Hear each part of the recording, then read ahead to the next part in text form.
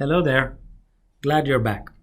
Recently, we've been spending some time understanding how to figure out the direction of magnetic force on a moving charge. And in this video, we're going to look at the magnitude of that force, and we will also review the direction as well, so we get a complete understanding of the force from a magnetic field on a moving charge.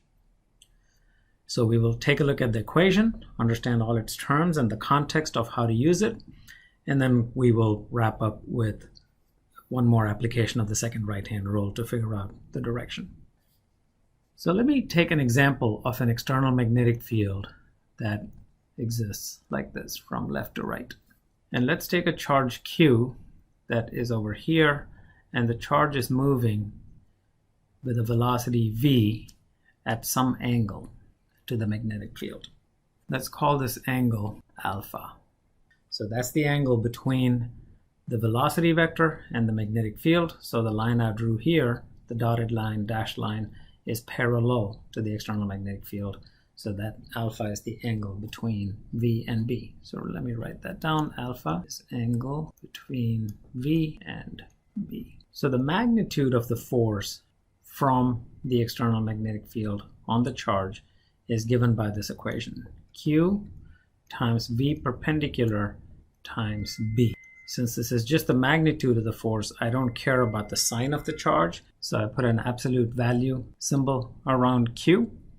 And the V perpendicular here is reminding us that this velocity at an angle can be broken down into two components. I can have a component of that velocity that is parallel to the external magnetic field and a component that is perpendicular to the external magnetic field. And you know from our previous discussions that the component of the velocity that's parallel to the external magnetic field experiences no force. So when a charge is moving parallel to the external magnetic field, there is no force on it. And when it's moving perpendicular, it has a maximum force on it. That's because the force only applies on this perpendicular component.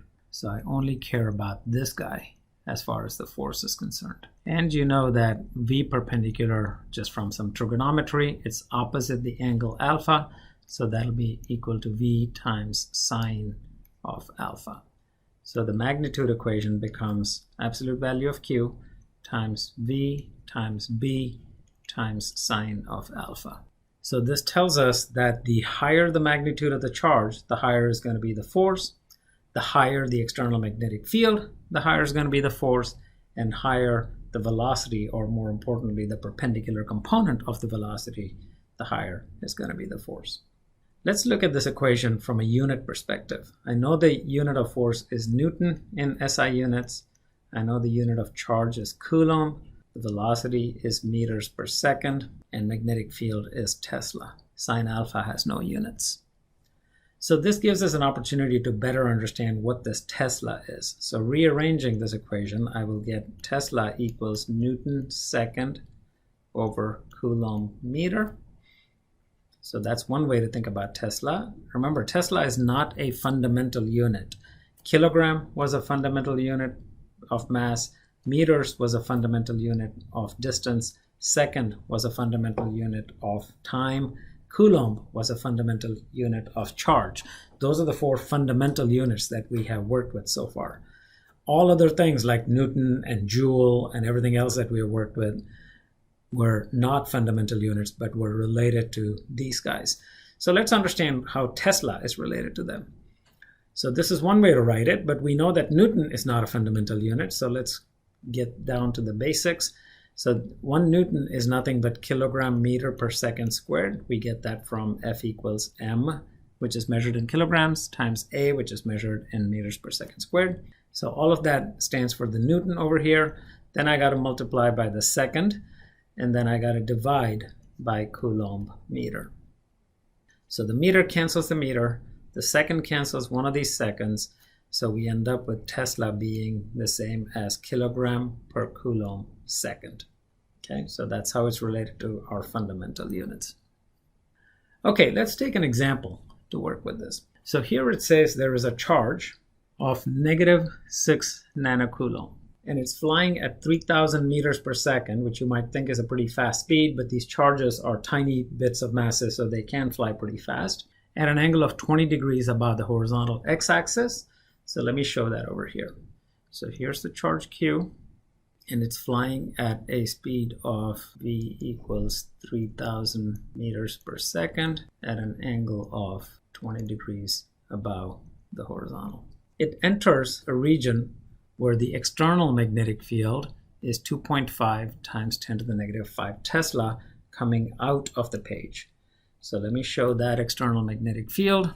Since coming out of the page is represented as dots, I'm going to show it as these series of dots. And I can write here B equals 2.5 times 10 to the negative 5 Tesla.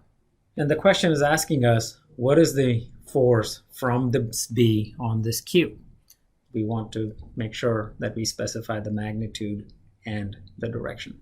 So let's do the magnitude first. We just had the equation for magnitude, which was Q times V times B times sine of alpha. Okay, you want to be careful here. You might be tempted to say alpha is 20 degrees because that's the angle that's given to me in the question, but that would not be correct. Alpha, remember, is the angle between V and B. In this case, V is this green arrow sitting over here, and B is our arrows that are coming directly out of the screen. So what would be the angle between the B that is coming out of the screen at the tail of this velocity vector and the velocity itself? You can try this by putting a pencil or your finger on your screen that you're viewing this video on, and keep your finger or pencil perpendicular to the screen and see what the angle of that would be with this velocity vector. You will see that this angle is going to be 90 degrees in this case. Let me try to explain that by showing you one more illustration. So let's say you look at the corner of your room, and assuming that you're sitting in a typical rectangular corner room, this is one wall here, this is the other wall here, and this is the floor. Okay? And you know that the angle between the edge of the room and one side of the floor is going to be 90 degrees. You also know that it's going to be 90 degrees with the other line between this wall and the floor. And a typical rectangular room also has 90 degrees over here. So we got a lot of 90 degree angles here. The question is, what would be the angle between this vertical and other lines that I could draw on the floor? So what would be the angle between this guy, this vertical line, and these lines? Well, because these guys are all sitting on the floor, they are all horizontal, and this line here is vertical, so all of these angles are going to be 90 degrees. So hopefully looking at the corner of your room helped you figure that out, or putting your finger or pencil on your screen at a perpendicular angle helped you figure it out. But the bottom line is that alpha, in this case, the angle between V and B, is 90 degrees. By the way, a lot of times in our examples, the alpha ends up being 90 degrees, so that sine of alpha becomes 1, so it tends to just go away from this equation. When you multiply something by 1, the value doesn't change. So continuing our work, I've got minus 6 nanocoulombs. I don't care about the sign, so I'm going to write 6.0 times 10 to the negative 9 coulomb times velocity is 3,000 meters per second, already in SI units, so I don't need to convert it, times B, which is 2.5 times 10 to the negative 5 Tesla in SI units, times sine of 90 degrees. And sine of 90 degrees is just 1, so that goes away. And then when you punch this into your calculator, you will get 4.5 times 10 to the negative 10. And since everything else was put in SI units, the force is also going to come out in SI units. So we will have that as the magnitude of the force. Okay, we're done with the magnitude part. We still have to do the direction. So to do the direction, we go back to our second right-hand rule. So in this case, I will have my thumb pointing in the direction of V. So it'll be that way. And then I got to rotate my hand so my fingers are pointing out of the screen. So I'll show them like this. Here are my 4 fingers that are at this position, and they're all pointing out of the screen. And when you hold your hand this way, you will see that the palm of your hand is down here facing this way. So the second right-hand rule will tell us that the force points in the direction of the palm for positive charges. In this case, our charge is negative. So I have to reverse that. So the direction of the force is going to be in that direction on this negative charge. So showing that in my picture, I have the force vector pointing this way. We know its magnitude, 4.5 times 10 to the negative 10 Newton. And it's going to be 90 degrees to the velocity. Remember, we said the force vector is always perpendicular to the direction of motion and to the magnetic field. And since the magnetic field is coming straight out of the screen, any line that I draw on this screen is going to be perpendicular to it.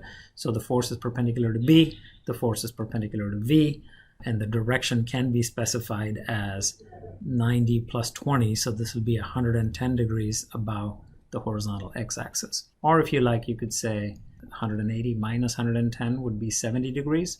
So you could say 70 degrees above the negative x-axis. So I'm just going to write this as direction is 110 degrees above positive x-axis. So in this video, we figured out how to use the equation to figure out the magnitude of the force from an external magnetic field on a charge, and then we use the second right-hand rule to figure out the direction.